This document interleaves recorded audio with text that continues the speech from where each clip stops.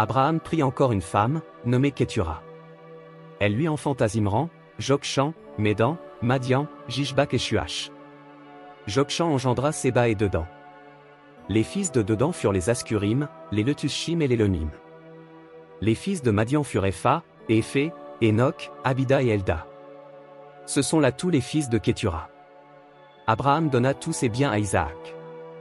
Il fit des dons aux fils de ses concubines, et, tandis qu'il vivait encore, il les envoya loin de son fils Isaac du côté de l'Orient, dans le pays d'Orient.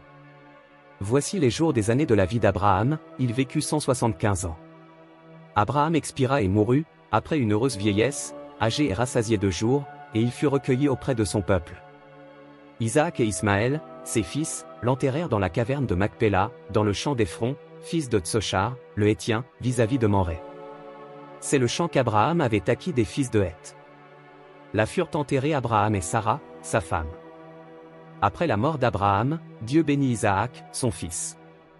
Il habitait près du puits de Lachaïroi. Voici la postérité d'Ismaël, fils d'Abraham, qu'Agar, l'Égyptienne, servante de Sarah, avait enfanté à Abraham. Voici les noms des fils d'Ismaël, par leurs noms, selon leur génération, Nebajot, premier-né d'Ismaël, Kédar, Adbil, Nipsam. Mishma, Duma, Massa, Hadad, Théma, Jetur, Naphish et Kedma. Ce sont là les fils d'Ismaël, ce sont là leurs noms, selon leurs parcs et leurs enclos. Ils furent les 12 chefs de leur peuple. Et voici les années de la vie d'Ismaël, 137 ans. Il expira et mourut, et il fut recueilli auprès de son peuple. Ses fils habitèrent depuis Avila jusqu'à Shur, qui est en face de l'Égypte, en allant vers la Syrie. Il s'établit en présence de tous ses frères. Voici la postérité d'Isaac, fils d'Abraham. Abraham engendra Isaac.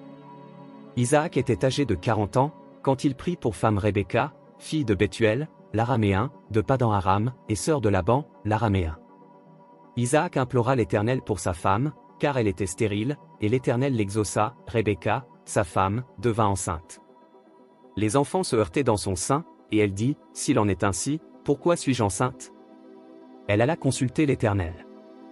Et l'Éternel lui dit, « 2 nations sont dans ton ventre, et 2 peuples se sépareront au sortir de tes entrailles, un de ces peuples sera plus fort que l'autre, et le plus grand sera assujetti au plus petit. » Les jours où elle devait accoucher s'accomplirent, et voici, il y avait 2 jumeaux dans son ventre.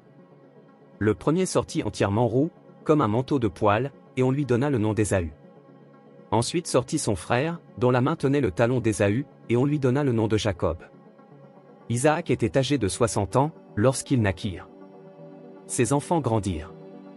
Ésaü devint un habile chasseur, un homme des champs, mais Jacob fut un homme tranquille, qui restait sous les tentes.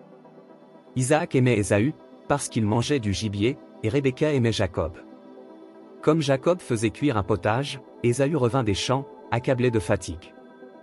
Et Ésaü dit à Jacob, « Laisse-moi, je te prie, manger de ce roux-là, car je suis fatigué. » C'est pour cela qu'on a donné à Ésaü le nom d'Édom. Jacob dit, « Vends-moi aujourd'hui ton droit d'aînesse. » Ésaü répondit, « Voici, je m'en vais mourir, à quoi me sert ce droit d'aînesse ?» Et Jacob dit, « Jure-le-moi d'abord. » Il le lui jura, et il vendit son droit d'aînesse à Jacob. Alors Jacob donna à Ésaü du pain et du potage de lentilles. Il mangea et but, puis se leva et s'en alla. C'est ainsi qu'Ésaü méprisa le droit d'aînesse.